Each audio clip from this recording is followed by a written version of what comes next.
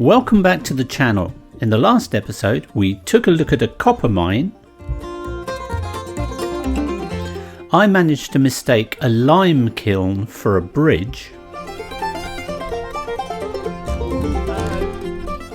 We paid a visit to Waterford, where we saw its strong links with its Viking past.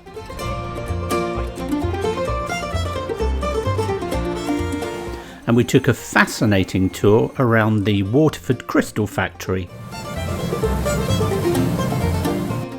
We are Carol and Ken, and we like touring in our little red camper.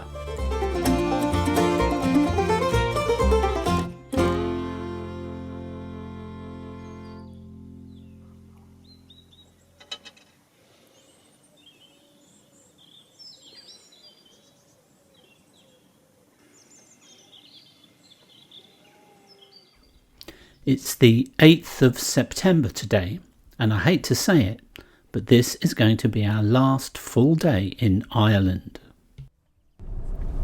Left out of here? Left. Yeah. I can do left. Train driver. Bye, Dunbrody. So begins our last full day. Yeah, last full day in Ireland. Back home tomorrow. We keep seeing these square aerials on people's roofs. Anybody know what they're for? Like wire mesh.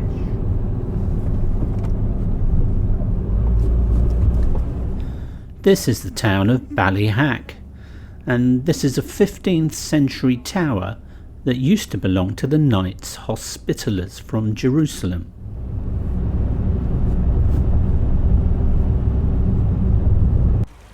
It's certainly a very peaceful spot here.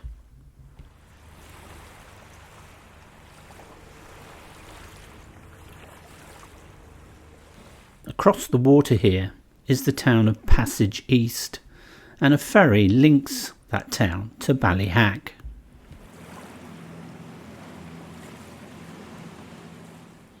There's a strong tide at the moment, and that's pushing the ferry into a wide arc between the two jetties.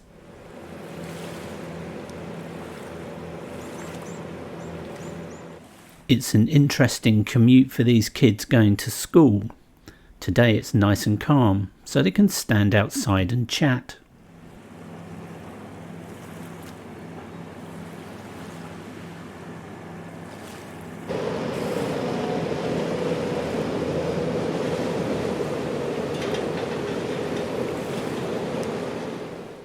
The kids all piled off the ferry and then joined another group who were waiting for a bus to take them onwards to school. No time is lost in loading up new passengers for the return journey to Passage East.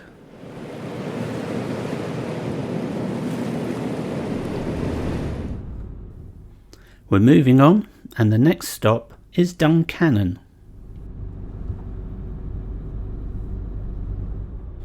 It's all a bit gloomy now, and that's exactly how we feel, knowing that tomorrow we'll be leaving this wonderful island.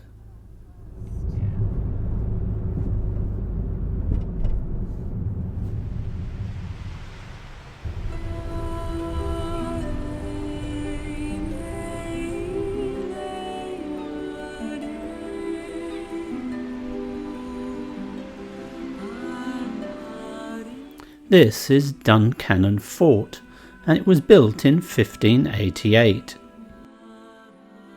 The fort was once of vital strategic importance, as it guarded the entrance to Waterford Harbour. Today, inside you will find a maritime museum, a cafe and an arts centre. But sadly, they're all closed due to COVID at the moment.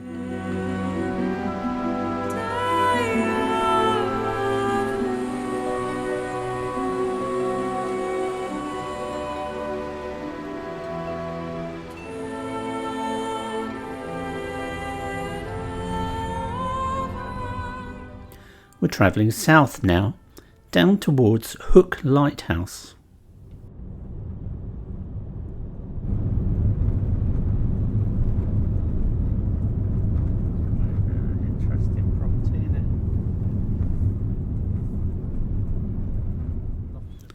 In the distance is Loftus Hall.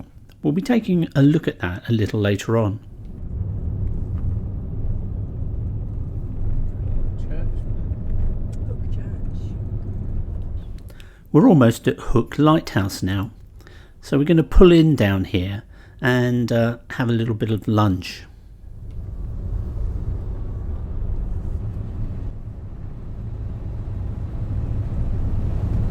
It's a rugged little spot to camp, isn't it? Certainly is. We couldn't camp there at the side, it's much too rough. You could, but you just have a bit of a rocky night. This will do here if we tuck well in and make sure there's room for vehicles to pass.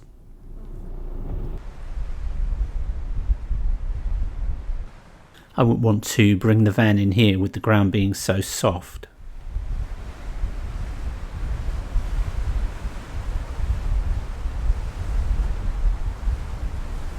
Okay, so this is what we do every morning when we're making our tea and coffee. We also fill a thermos flask, so it saves having to boil some water later in the day if we want a cup of tea.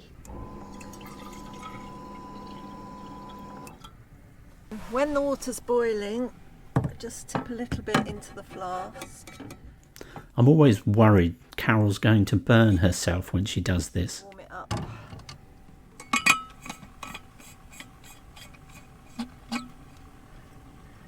This will keep the water hotter longer by warming it up first. Be careful when you unscrew it because sometimes it explodes.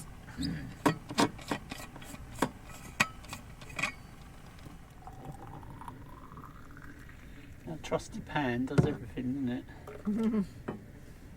Certainly does. And I've measured out the water, so I know there's enough there for a flask and 2 cups this morning. And then we've got this flask ready for this afternoon. Nice one, Charlie. I've developed a taste for these burgers. They're meant to be just done in the microwave, but we do them in the Ridge Monkey. But you have to do them in a particular way, otherwise they'll come out too crispy. So we have to take it apart, guys.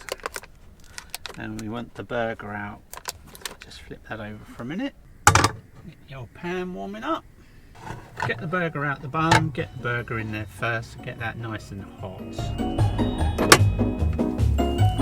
Once the burger's getting hot, you flip it and then you can put the cheese back on. Shut that down, let it melt. Next, let's get some sauce on the burger.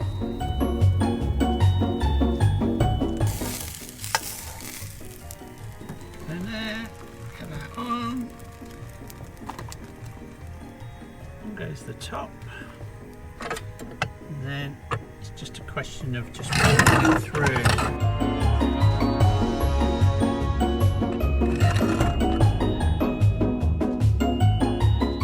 And you'll have a tasty burger. And there it is, a lovely juicy burger. So we really rate these. They're far more tasty than you think, so I'd give them a try if you see them.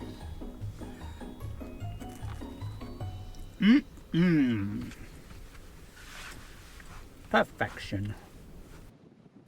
Meanwhile, outside it's still blowing a hoolie.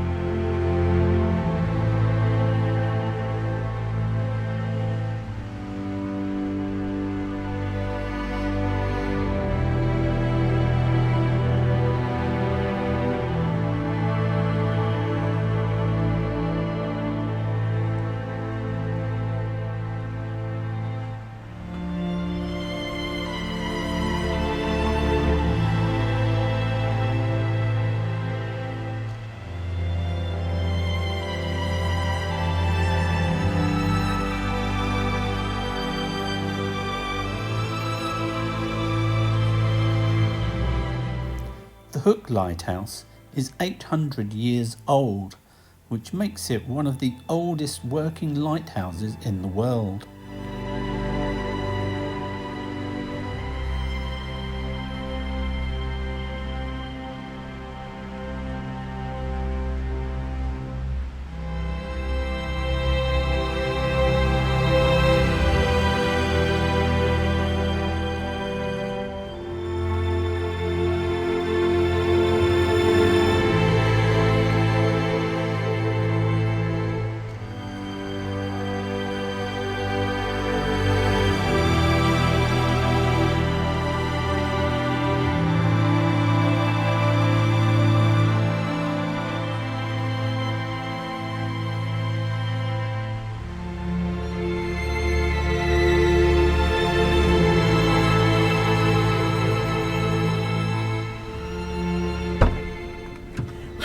That was a dolphin or something in the water, a fin. A lobster But pot. it's a lobster pot.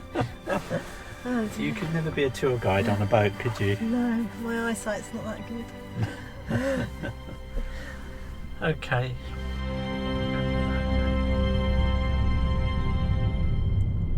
The longer they are, the harder they are to level. And that one is well askew.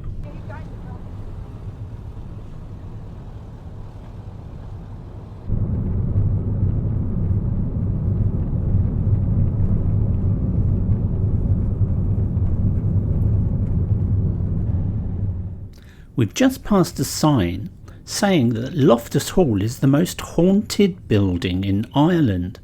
So we're going to pull in down here and see if we can take a look.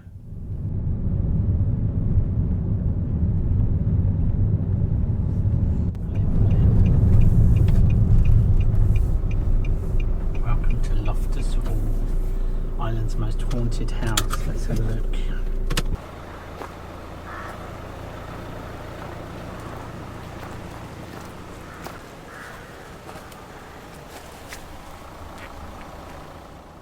Well, it certainly looks creepy in the photograph. Let's see if we can see it through the gate.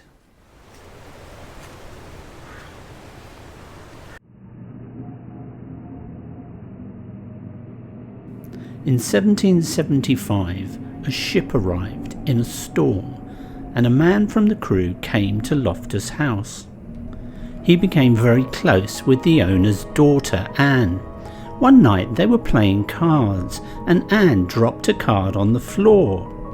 She reached under the table for the card and was astonished to see the man had cloven hooves. When she screamed, he shot through the roof in a ball of flames. Anne became mentally ill and was confined to her room, where sadly she died.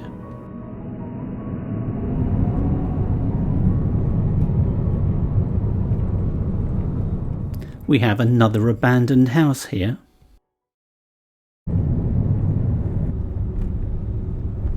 Lovely little cottage.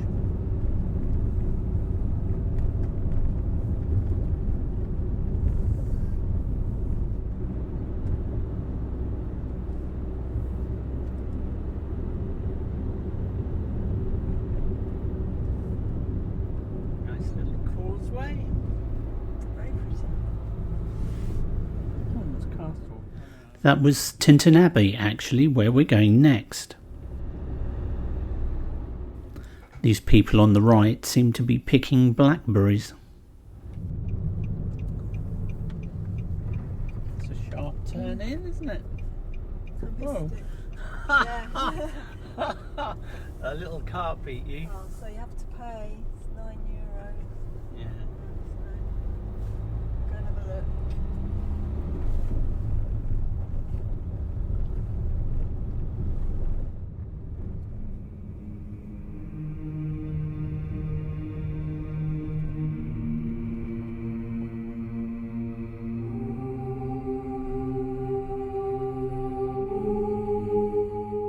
Tintern is a Cistercian abbey founded in 1200 by William Marshall, the Earl of Pembroke, who vowed to establish it, having been saved from a storm at sea.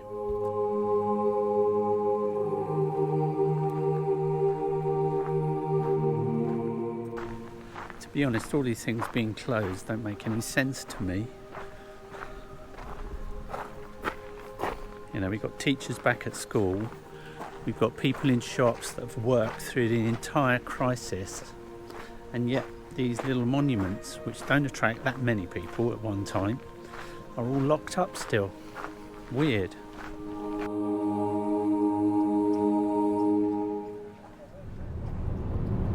We're now on our way to the port of Rosslare to check out where the ferry goes from. We're now on the outskirts of Rosslare, and we're not taking any chances tomorrow with the crossing, so we're going to get some seasickness tablets from Lloyd's Pharmacy. We picked up a box of these quells, so we're sorted. Sweetie bottles just had a top up, we're getting dangerously low.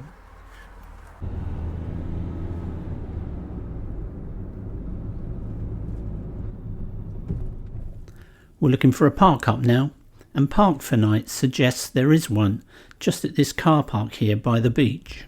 Yeah.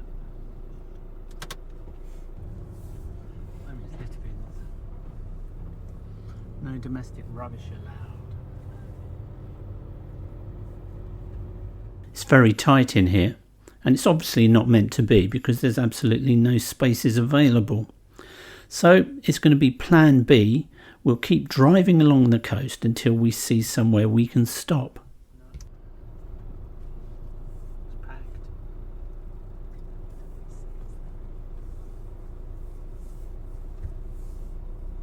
We're a bit too late today.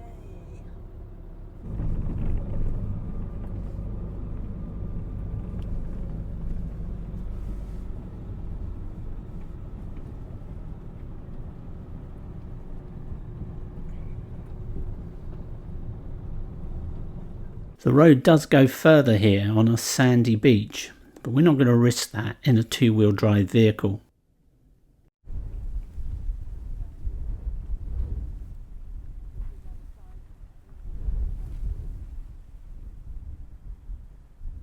In 1891, a blue whale washed up on the beach here, and its skeleton is now in the National History Museum in London.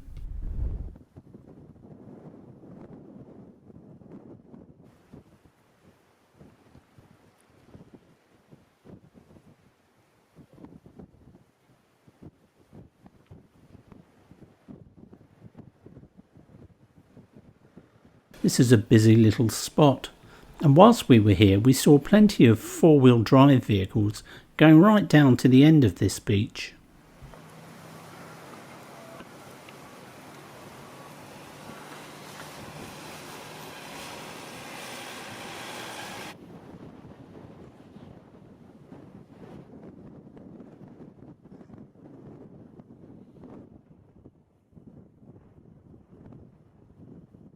Imagine eating your dinner, and every time you take a mouthful, you have to dunk your face in a bucket of cold water. It's obviously pretty shallow here, and we watched this man pushing his boat out to sea. But I have to say, it looked pretty choppy out there to me.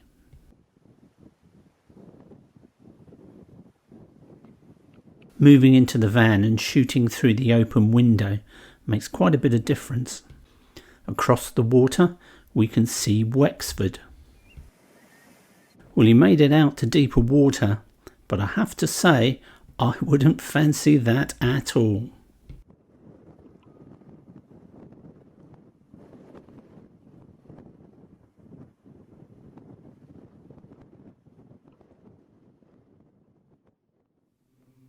A short distance back along the road, we spotted this memorial to some very brave lifeboat men, and I'll let you read the details of what they did.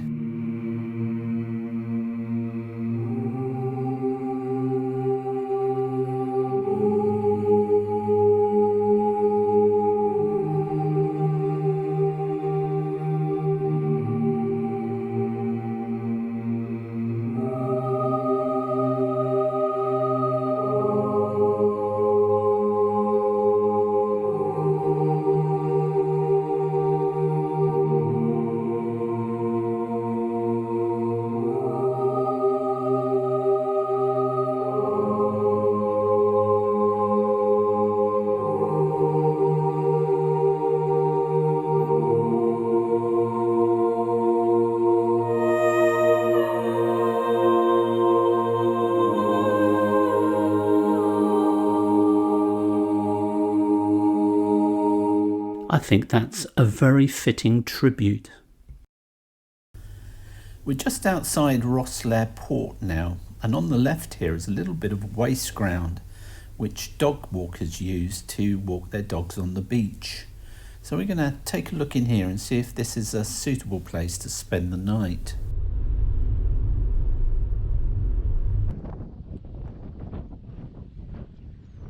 It's a little bit bumpy in here, but we are right by the port, and that will be perfect for the ferry first thing in the morning. Anyway, we've got a Chinese takeaway for our last evening meal, so I'm going to enjoy that. Okay, it's the last night in Ireland before our ferry first thing in the morning. So we've got a little bit of Chinese takeaway, and we're eating it right here by the port. It looks very tasty, Charlie. This is going to be nice. This looks delicious. Yeah. Kung Po chicken and king prawn curry. And rice and chips. chips. And rice. Yeah. Tuck in. That takeaway was delicious. That was a peaceful night. We've woken up to a little bit of rain, but as we pan around to look at the port, a little bit of sunshine over there, so that's looking good for the crossing. Okay, let's come back to life now. Yeah. It's the worst camera I've ever had, that GoPro. And the other one's just the same. Swapping it as soon as we get home.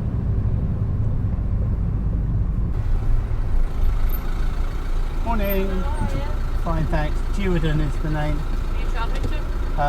Fishguard. Fishguard, yeah. We're all checked in. They do it slightly differently on this crossing. On the Liverpool to Belfast, they gave you your cabin keys when you were in the car, but here you get them once you've walked on board. What's the date today then? The 9th of September. So it's the 9th of September and we are just about to board the ferry to Fishguard. I never remember. I keep wanting to say Harwich, but it's not. We're going to Fishguard in Wales from Rosslare. So, trip's been brilliant, hasn't it? It has. Apart from the weather. Yeah, the weather's been a bit bad during the last few days. And it's been quite tiring because we've been trying to do so much. Yeah. And I think it's a big lesson for us next time to plan in stopping in one place for a few days to get some rest. Explore a local area. Yeah, we are learning. It's a good time for the trip to end though, because my GoPro, you've put it in the back now. GoPro has finally given up. I wouldn't recommend a GoPro. Well, I've got the Hero 7 Black, I've got 2 of them, and they are the worst cameras I've ever used. When they work, the footage is great, but they're just so unreliable. And so many shots have been lost because the GoPro just decides to stop working, and it just lost shots coming in here, didn't it? Yeah. Which was the final straw. So that's for the scrappy when we get home, I think. Thank you. Cheers.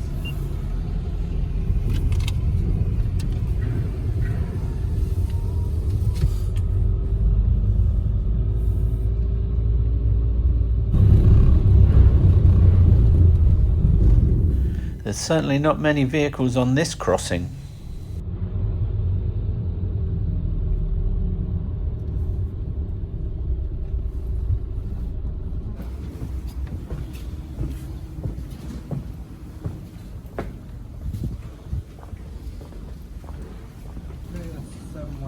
That's on this level. Just pause the video if you want to see the rules that we travelled under. Thank you very much. Thank you. I think we've got it to ourselves. Yeah, the whole ferry. Very quiet. Yeah, very quiet on here.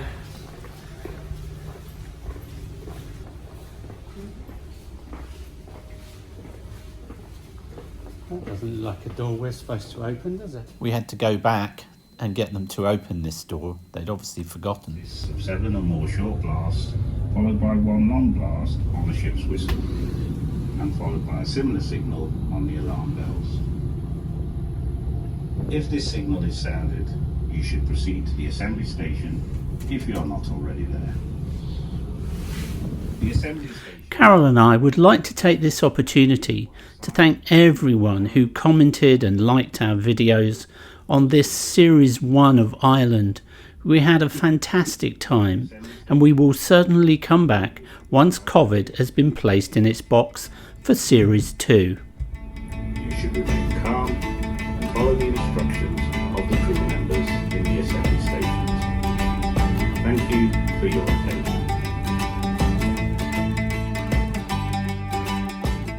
If you want to watch further adventures of the Little Red Camper, then please remember to hit that subscribe button.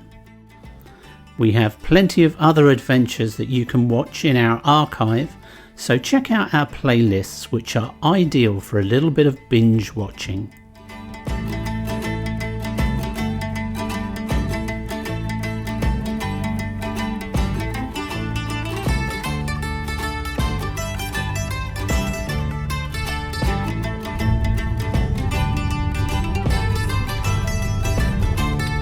Got the sunshine out again.